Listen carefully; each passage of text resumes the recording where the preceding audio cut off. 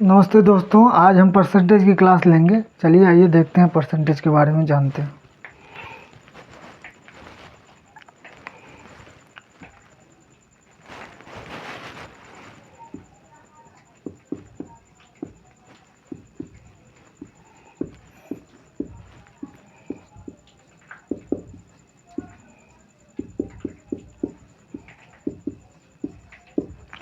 Percentage percentage क्या होता है बच्चों? परसेंटेज का मतलब होता है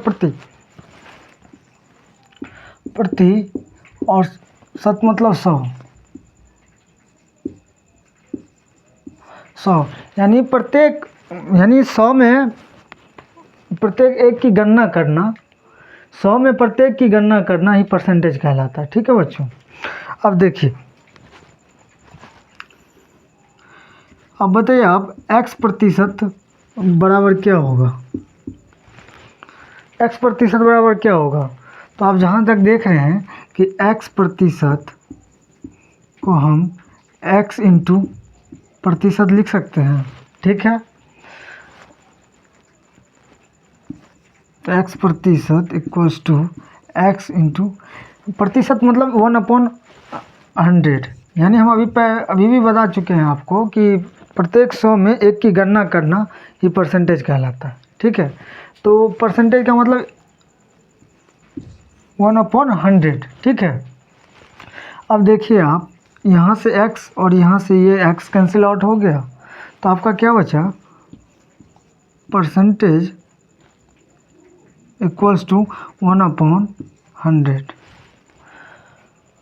यहाँ से हम क्रॉस मल्टीपल करेंगे, यहाँ से हम जब क्रॉस मल्टीप्लाई करेंगे तो क्या होगा? 100% इक्वल्स टू 1। ठीक है बच्चों, यानी 100% इक्वल्स टू 1। तो इसे हम ये भी लिख सकते हैं 1 इक्वल टू 100%। अब आप ही बताओ,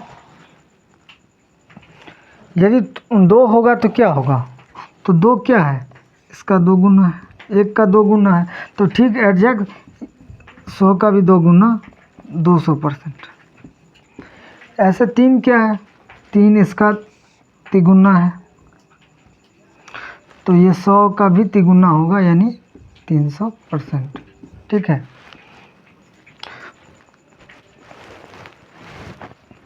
यहाँ तक आप लोगों ने समझ लिया।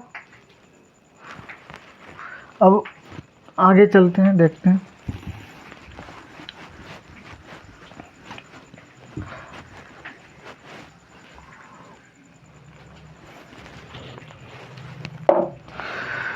आपने अभी देखा होगा 1 इक्वल टू 100%।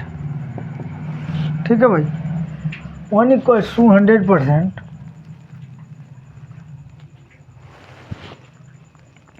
एक बात बताइए, यदि हम इस 1 को 2 से भाग दें तो क्या हम इस परसेंटेज को भी 2 से भाग दे सकते हैं ना? दे सकते हैं। तो क्या यहाँ ये हम लिख सकते हैं कि 1/2 इक्वल्स टू 50%, यानी 1/2 जो है वो 50% होगा। ठीक है बच्चों, अब देखो यहाँ पे हम एक तरीका और देख लेते हैं कि किसी भी प्रतिशत, किसी भी भिन्न को परसेंटेज में कैसे तब्दील करें। तो आप देखते हैं क्या लिखते हैं, किसी मान के चलिए 1/2 ही है और उसे हमें परसेंटेज में तब्दील करना है, तो क्या करते हैं? 100 से मल्टीप्लाई कर देते हैं,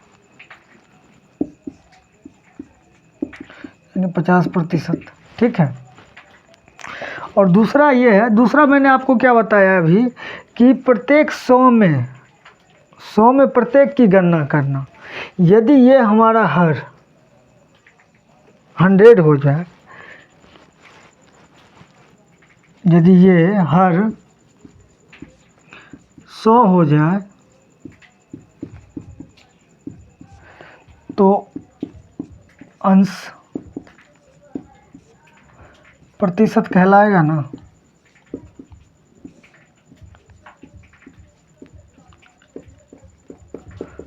ठीक है, यदि हर 100 हो जाए तो अंश प्रतिशत कहलाएगा ना?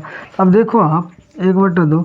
इसे 100 बनाने के लिए क्या करना पड़ेगा? 50 से मल्टीप्लाई करो। इसे भी 50 से मल्टीप्लाई करो। 100, ठीक है, यानी 50% हो गया।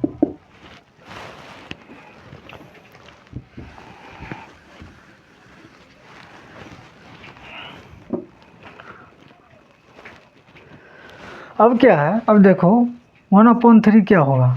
यहाँ आप जान रहे हो कि 1 बराबर 100%, यानी इसे भी 3 से भाग देना होगा। तो क्या होगा?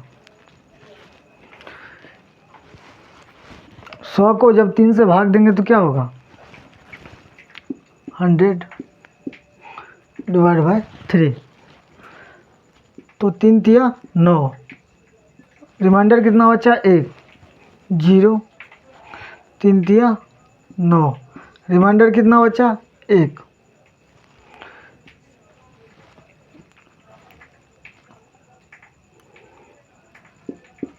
यानी हम देख रहे हैं, इसका मतलब ये है कि 33.1/3%, ठीक है।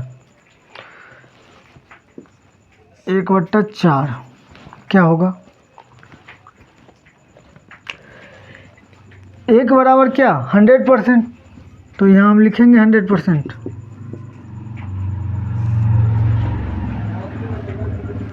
Divide by 4।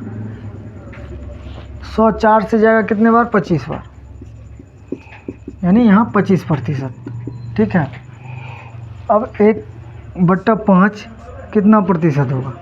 आप जानते हैं कि 1 बराबर 100% है, तो 1/5 क्या होगा? तो 1/5 क्या होगा? 100% अपॉन 5, यानी 20%। अब इसी तरीके से 1/6 क्या होगा? तो एक बराबर कितना? 100% बट्टा 6। अब करिए, 100 में 6 से भाग दीजिए, क्या आता है? 100 डिवाइडेड बाई 6। 6 का 6, रिमाइंडर 4, 0। 6 36, 4, यानी ये आ गया होगा 16.4/6। 2 से जाएगा 2, 3, यानी 16.2/3 प्रतिशत, यानी 16.2/3%, ठीक है।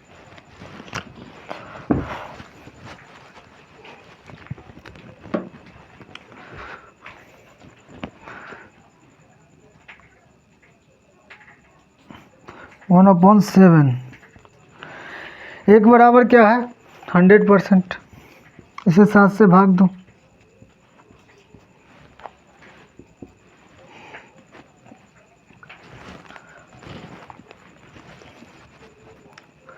100 डिवाइड बाई 7।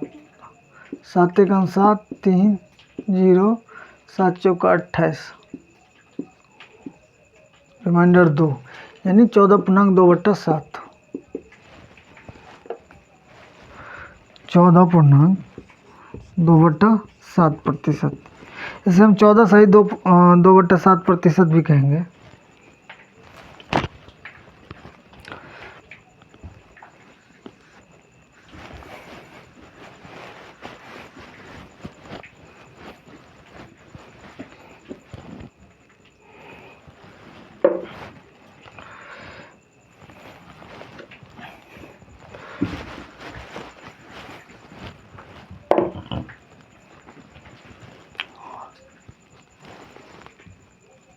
एक बराबर 100%, ठीक है।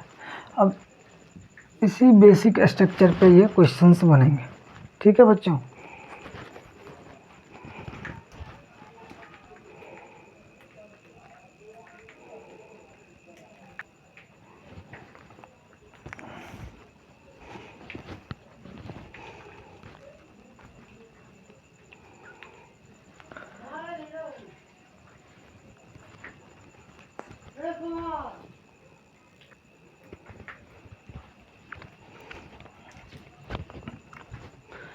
यहाँ पे आपने देखा कि 1 = 100% है। अब आइए 1/8 क्या होगा। 1 =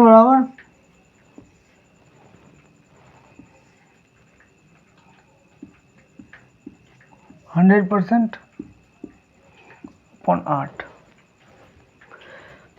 तो 4 से जाएगा ये 2 बार, 4 से जाएगा ये 25 बार, यानी 25/2 यानी 12.1/2%। ठीक है।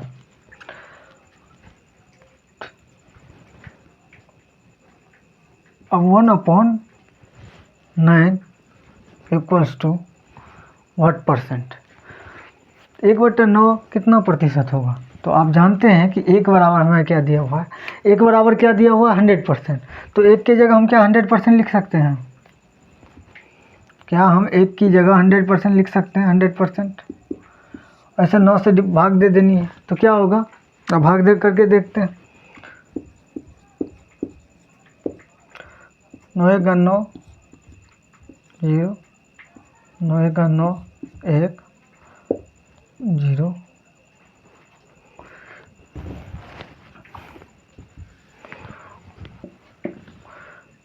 1 यानी 11.1/9। तो क्या होगा इसका?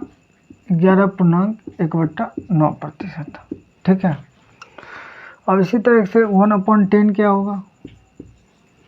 तो आप जानते हैं कि 1 बराबर क्या है 100%। तो 1 की जगह हम 100% लिखेंगे। 1 की जगह हम क्या लिखेंगे 100%।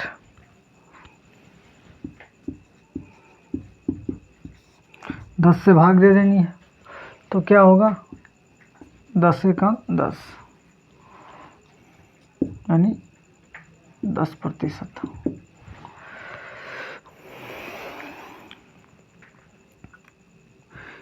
1/11 क्या होगा? 1 बराबर कितना है 100%। तो 100 में 11 से भाग देनी है, 100% में 11 से भाग देनी है, क्या होगा करके देखते हैं। 100 / 11